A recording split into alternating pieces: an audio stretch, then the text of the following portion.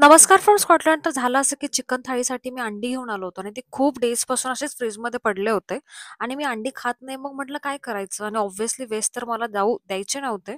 So I thought let's make something yummy and quick recipe for my flatmate. आणि मग आठवली खांडोळी. To be honest, खांडोळी म्हणजे सिंपल ऑमलेट आणि bread but with desi twist. पहिला तर 2 अंडी फोडून त्याच्यामध्ये घरचा कोल्हापुरी मसाला घालून घेतला. मग हळद आणि मीठ घालून मस्त फेटून घेतलं. मग पॅन गरम झाला की त्याच्यामध्ये थोडं तेल टाकून ऑमलेट बनवून घेतलं आणि वरच्या बाजूला ब्रेड ठेवून चांगलं फ्लिप करून घेतलं. आणि ब्रेड शुड बी क्रिस्पी, मगच मज्जा आहे. डबल ऑमलेट खांडोळी बनवली होती कारण मला अंडी संपवायचे होते, बट तुम्ही सिंगल पण करू शकता. Totally up to you.